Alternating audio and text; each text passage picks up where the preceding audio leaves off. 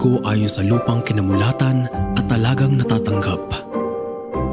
Kung ang pamilya ay matabang lupa, yayabong ang kanyang mga pangarap, lalalim ang kanyang ugat at mas tatatag ang kanyang pagkatao. Ngunit kung ang tahanang kinalakihan ay tuyot, kulang sa pangunawa at gabay, maaaring manghina ang kanyang mga sanga at mahirapang sumabay sa hangin ng buhay.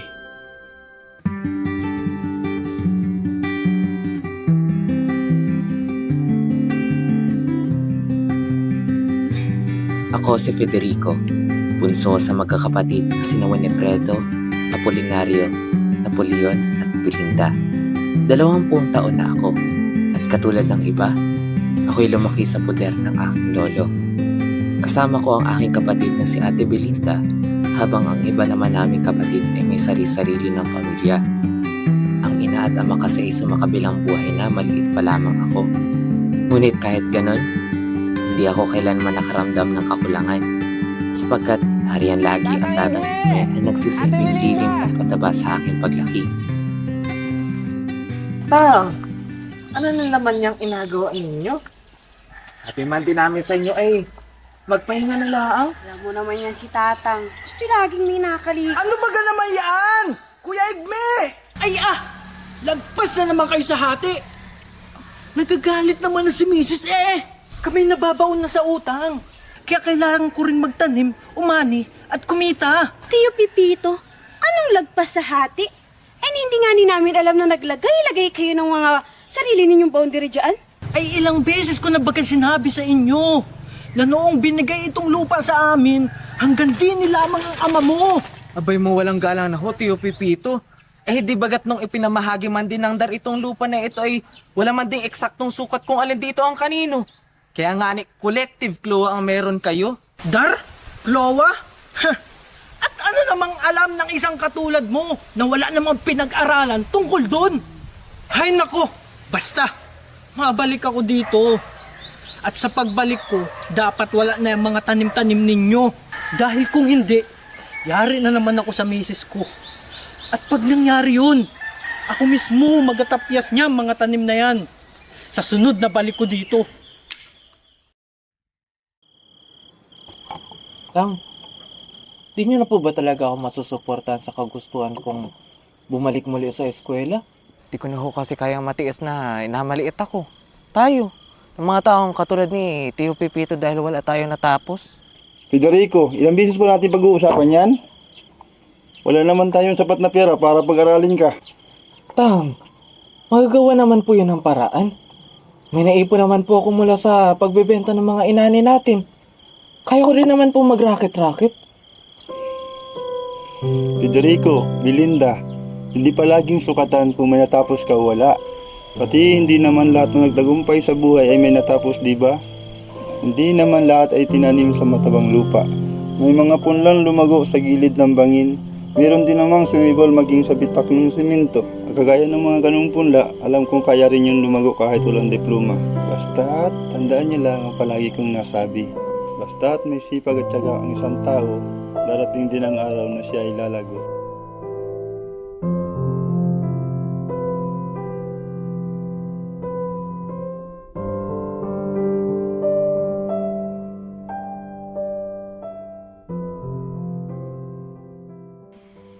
O Federico, anong plano mo? Hindi ka talaga napayagan ng tatang bumalik sa eskwela. Maalis ka na naman ng ilang araw para mapapayag si tatang. Gaya ng dati mong gawi. Ay naku, hindi na yan magana. Ikaw ba, Ate Belinda? Minsan ba'y di sumagi sa isip mo na mag-aral ulit? Hindi. Ewan ko. Para sa akin kasi, at alam kong para rin kay tatang, ang karunungan ay hindi laging galing sa silid-aralan. Pero, naiintindihan ko naman kung saan ka nang gagaling. Ano nga ning plano mo? Bala ko pa rin na ipagpatuloy ang pagtatanim. Pero, naplano ko na rin na mag-alaga ng baboy at baka para masustentuhan ang pag-aaral ko. Ate, pangarap ko rin na maiahon sa hirap ang pamilya natin At wari ko mas madali ko maaabot yun kapag nakapag-aral ulit ako. Lalo't sa kolehiyo. Naplano kong kumuha ng kursong may kinalaman sa agrikultura. Di man ako pabor dyan sa plano mo. Ano ba namang magagawa ko? Yan ang kagustuhan mo. Di bahala. Ako nang bahalang magpaliwanag kay Tatang. Basta, gaingat ka ha.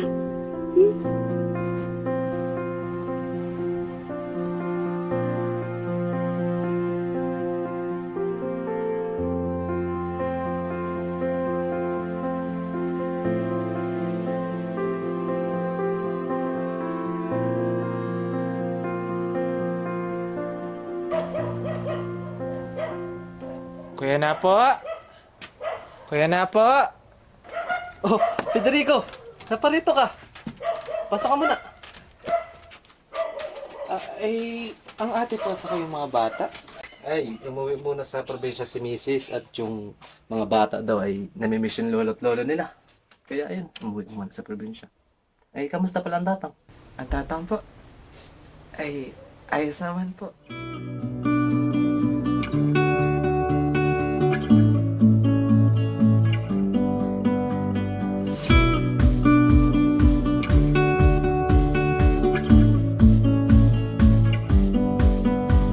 Malaki ang respeto ko sa tatang at sa mga payo niya.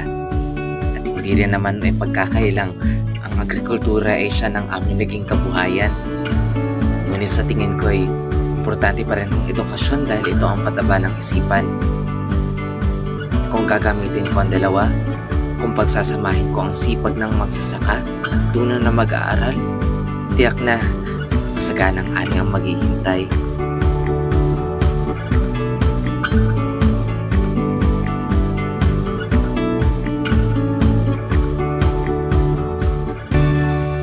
Nang akala ko yung nagsisimula ng mamukad kitang lahat, dumating naman ang unos na hindi ko inaasahan. Federico. Kuya. Nagpadala ko kanina sa atin. Malakas sa mabuting kalagayan ng Lolo Igme. Inakamusta ka nga ni Maigi ay. Parang miss na miss ka na ng Lolo Igme.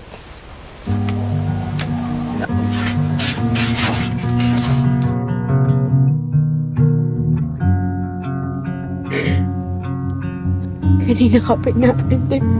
Tatang, pwede.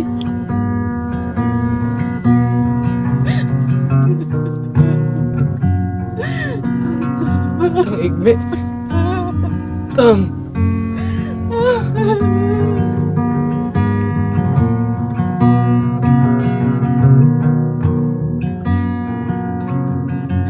Federico, Linda! Hindi bagat sabi ko sa inyo ay ayoko nang nakikita yung mga tanim ninyo din sa lupain ko? Hoy, Federico! Naririnig mo ba ako? Ano naman ho bagayaan? Hindi bagat sabi ko sa inyo na aalisin nyo Tiyo na... Pipito! Talaga po ba wala na natitira maski puti lang malasakit dyan sa puso nyo? Wala lang unang tatang!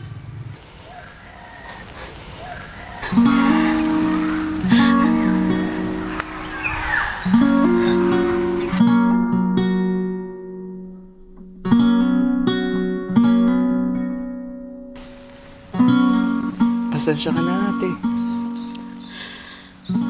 Federico, alam ko namang masakit ang pagkawala ng tatang, pero sa tingin mo ba, matutuwa siyang makita kang ganyan kalugmok?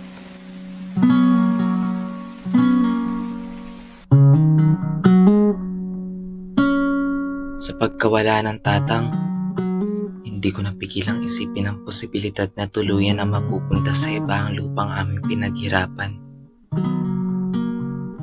Paano na kaya ang magiging buhay namin gayong ang lupang yun na lamang ang aming inaasahan?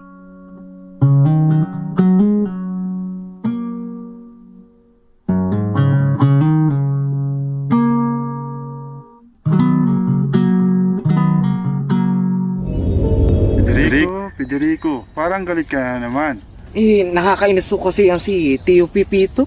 Ako, huwag kayong paladaig sa tiyo yung Pipito. Alam naman natin na iniwan sa iyo ng inyong ama ang lupain iyan. Umaasa ako na pagyayamanin pa ninyong lalo ang lupang iyan, ha? Ikaw hutang, galit po ba kayo sa akin? Hindi. At kailanman ay hindi ako nagtanim ng galit sa iyo. Proud pa nga niya ako at natuto kang tumindig sa sarili mong mga paa.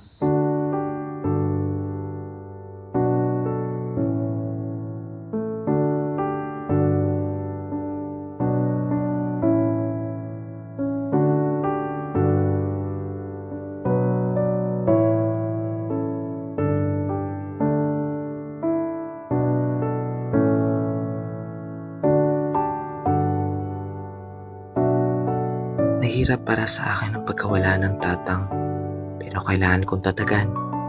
Kailangan ko pang mas maging masigasig sa paaralan. Kailangan kong manindigan para sa aming lupang sakahan. At alam kong darating din ang araw na magbubunga ang lahat ng sakripisyo kong ito.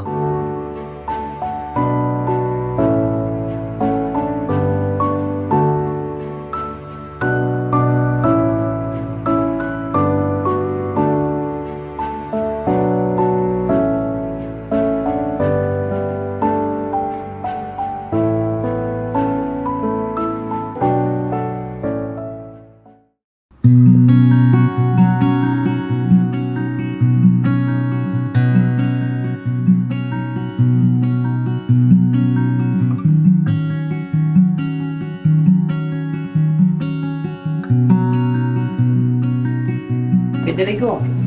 Oh. Baka na talaga ay. Parang kahapon lang ay naturuan po pa ako magtanim at kumita. Ngayon pala ay chairperson ka lang makabako. At balita ko'y na-appoint ka pa bilang board of director ng Meralco. Sige pre, salamat. Mauna na ako. Federico, Oh, ate, naparito ka. Mapo ka muna. may kasama pala ako. Magandang umaga po. Ako po ay mula sa DAR.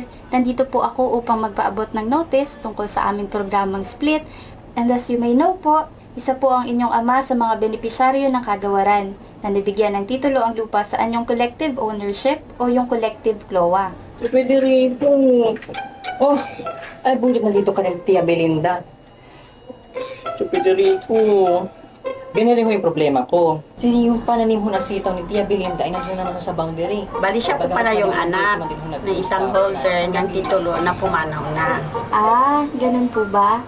So katulad nga po ng nasabi ko kanina, ang inyo pong lupain na ginawaran ng DAR ng titulo ay makakasama sa pagsusukat at paghahati through Project Split. Oh my God! So that means magkakaroon na kami ng sariling title at official boundaries. Yes po. So kung okay na po sa inyo, discuss ko na po yung process.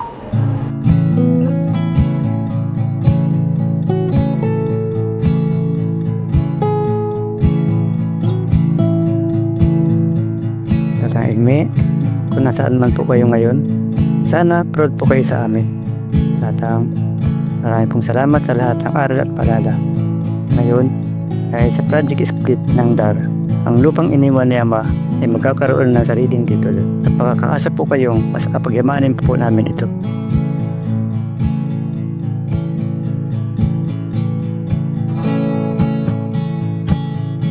Yan si Federico. Hindi man naitanim sa matabang lupa, ngunit piniling magsikap at magtiyaga. Kaya't ngayon, hindi niya siya hamak na punla na nangangapa sa lupang kanyang kinamulatan. Isa na siyang mayabong na puno, hitik sa bunga ng tagumpay at pag-asa. At sa ilalim ng kanyang malalabay na sanga, mayroong mga panibagong punla ang sumisibol. Mga taong kanyang naiangat, nabigyan ng pagkakataong lumago at naturuang huwag sumuko at magpatuloy lamang na sumabay sa hangin ng buhay.